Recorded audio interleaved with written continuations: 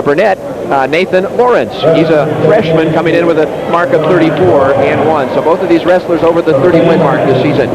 Yeah, that's unusual for a freshman to come in that good.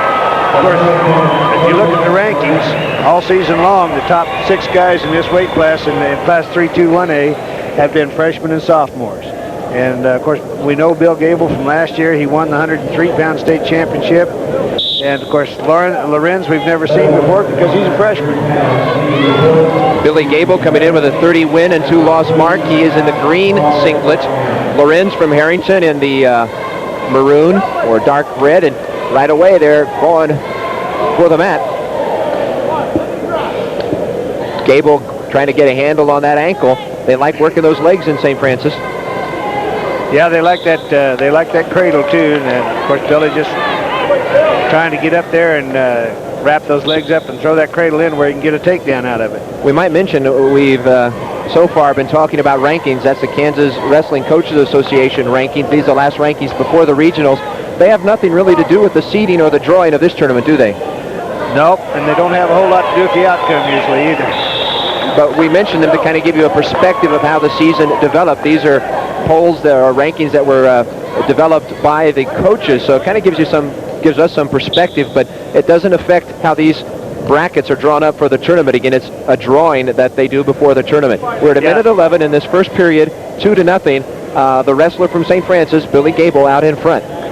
Yeah, the bracketing here is decided by the Kansas State High School Activities Association chart in the wrestling manual that they put out, and of course they take the top 4 kids from each regional and they pair them according to that formula, and they rotate that for each weight class. So there is a method to it, and it may not always be fair because you might have the number 2 man and the number 1 man wrestling in the semifinals, but that's the way they've got it set up. Boy, Gable now being warned for a potentially dangerous hold, right? Well, he's not being warned. The referee is just showing that he recognizes that as a potentially dangerous situation. So no warning, but they come to a stalemate. They're going back to the center of the mat. Yeah, that's sometimes we wonder about that, but referee Phil Martin there was just trying to keep any injury from happening to either wrestler because they're charged with the safety of those wrestlers out there on that mat, and they want to make sure that nobody gets hurt. There's a point on the escape by Nathan Lawrence as he finally got out of that leg hold. Yeah, he was able to shake that pretty good. Of course, he's got to get his head up. He's keeping his head down too much on these takedowns. Down on his knees with his head down is not a good place to be. Especially going against Gable. He's shown that he likes working for that ankle and hanging onto that arm. That's the end of the first period. It's a 2-1 score. Billy Gable, the sophomore, out in front after 1 period of wrestling. Gable came in with 2 losses. His losses this season have been to Woofter of Hoxie and a wrestler from Colby, I believe. Craig Hauser from Colby, yeah. He's traded wins with Woofter. And of course, Woofter came in ranked, and he wound up placing 5th in the tournament earlier this afternoon.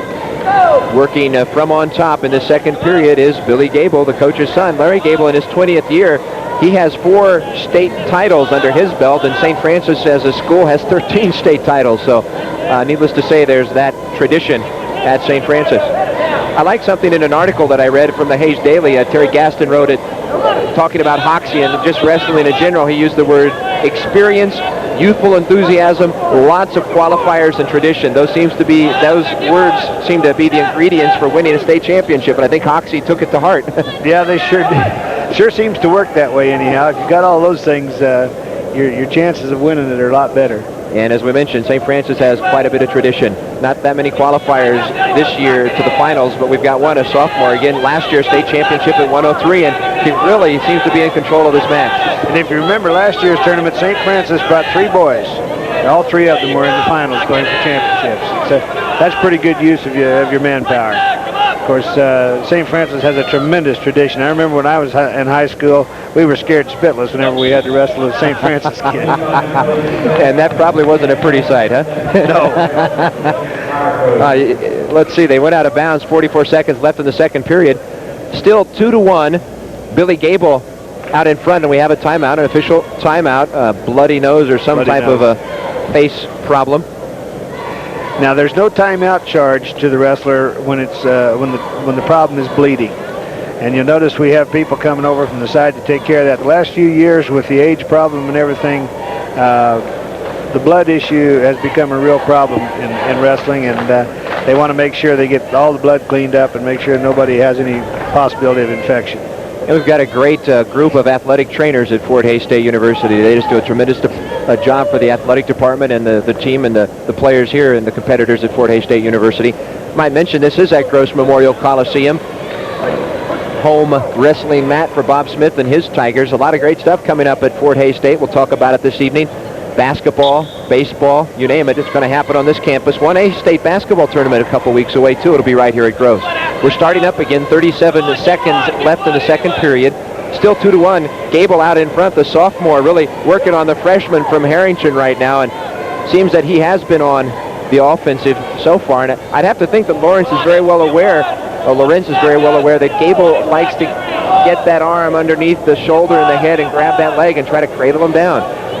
Well, you can be aware of that all you want to, but he's probably still going to do it. That's the way they do things at St. Francis. They don't really care what you want them to do. They're going to do what they want to do. It seems like Gable's riding a little bit high as Lorenz is able to stand up and time's clicking out on the second period. Well, I think that Lorenz is giving him a heck of a match. Last night in the semifinals, Gable looked tough, and I felt that he looked like he had a really good shot at hammering this young wrestler, but Lorenz is doing a good job of accounting for himself. In the semifinals, Gable beat a terrific wrestler from Caney Valley by the name of Brandon Redding to get here, and in the semis, Lorenz beats the number 2 rated wrestler, Chad Flores from Silver Lake, in a close match, 7-5. Yeah, another coach's son there. That's the son of the Leota coach, John Flores. We've got several 3 to 5 combinations of father-son coaching wrestlers in this tournament. Yes, quite a few. I know Brady Beek from Hill City, his son was in the tournament. Of course, Justin Steinley from Leota didn't place. He took second to Gable last year, and his father is an ex-wrestling coach. So, yeah, there's a lot of them out here. Minute 25 and counting in the third period. Action is stopped. Stalemate, back to the center.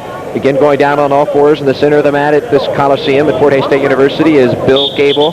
30 wins in the year, going for 31. Okay, you see a caution being given there by referee Martin. The bottom wrestler jumped the gun there. He moved before the whistle, so he gets a caution. He gets 2 cautions, and the third time he does that, he gets penalized a point, and 1 point thereafter. Now, that doesn't fall into the normal disqualification penalty process.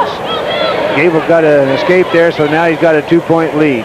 3-1 with a minute left in the third period. This for the gold. Coming up, our next match at 119, Foster of Hoxie going against Ernzen of Leavenworth Immaculata. Got a takedown by Gable again.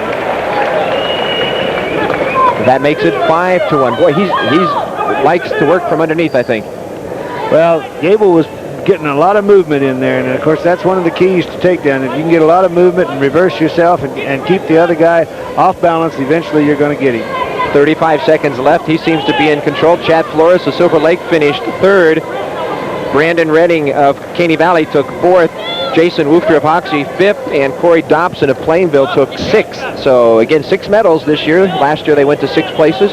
Kind of a nice thing for the wrestlers. And boy, I tell you, Gable looks every bit the tactician. He just gets better and better with each match, they said, and he even looks better than he did last year, state champion at 103. He's definitely improved, and he's going to be improving some more in the future. 5 seconds and counting. The coach's son's going to take one home. His second state championship. The final, 5-1 over a good wrestler, an excellent wrestler for the Railroaders from Harrington. Billy Gable goes to 31-2 as he wins 5-1 over Nathan Lorenz of Harrington. His record, a terrific year for the freshman, 34-2, and people are already buzzing in the Coliseum. I think I can hear it, Fred. Gee, 2 state championships in a row. He has an opportunity to do something that very, very few people have ever done, and that's win 4 state championships.